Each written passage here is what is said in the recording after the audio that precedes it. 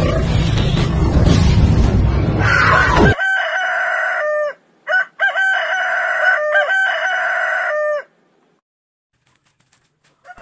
morning guys. So eto na yung mga tinanim nating asola.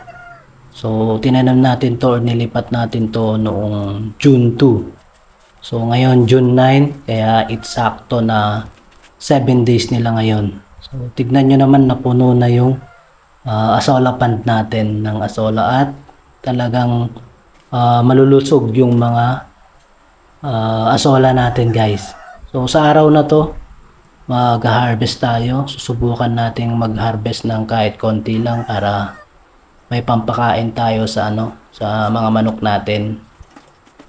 Ayan, konti lang yung kukunin natin kasi habang hinaantay natin yung in-order nating isa pang asola pan. Kasi gusto ko paramihin to para kahit araw-araw makakapag-harvest tayo ng ipapakain sa mga manok natin.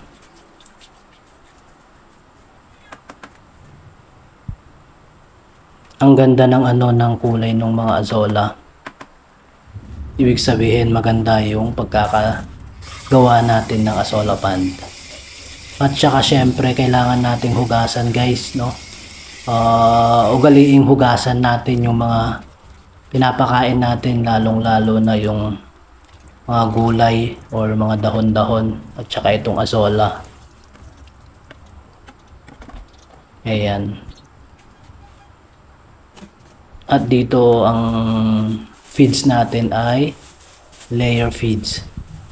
So papakainin lang natin yung mga RTL natin, yung mga pang table egg natin na Rhode Island Red. At dahil sa konti lang yung hinarvest natin na azola guys, kumuha rin ako dito sa bakuran ng dahon ng Madre de Agua, malunggay at saka kangkong. Ganito yung ginagawa ko kung papakain ako ng mga manok, lalong-lalo na nung wala pa akong azola. Ayan, kaya nagtanim ako ng Madre de Agua, kangkong, at saka meron din malunggay syempre. Libre lahat. So malaking tipid sa sa pakain. Kasi sobrang mahal ng commercial feeds.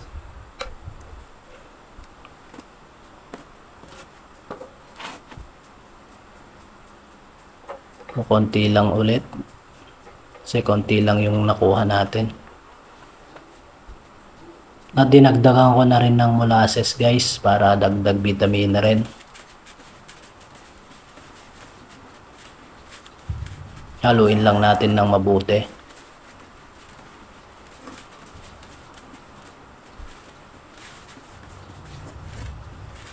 So tara guys, samahan nyo ako at papakainin na natin yung mga manok natin. Ayan ang ganda ng kulay ng berdeng berde. At meron din akong mga manok na na gala. So ito yung mga manok natin na Rhode Island Red. Meron tayong 32 heads na na hen tsaka 4 na rooster. Pang table egg lang to guys. Hindi ko sila breeder. So binebenta natin yung mga itlog nila sa sa mga kapitbahay tsaka kaibigan. Ang sarap sa mata.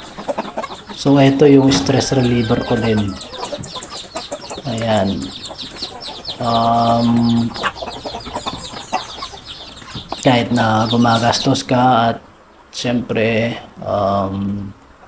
palipas oras, meron din na na kahit paano konting kita.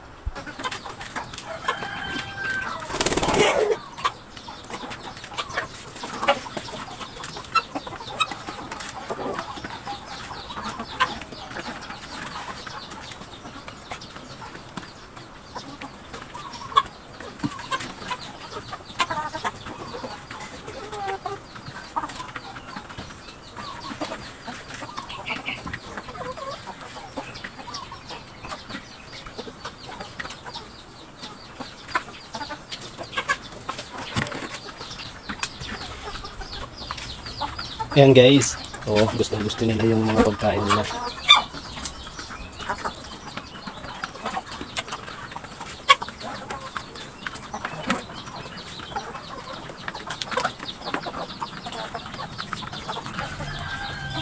Malaki. So ayun guys, salamat sa sa pagsama sa akin sa araw na to at panonood ng ating simpleng video. Sana wag kayong magsawa sa panonood at sa pagsuporta. So, siyensya na kung paisa-isa yung upload natin. Thank you ulit at God bless po sa ating lahat.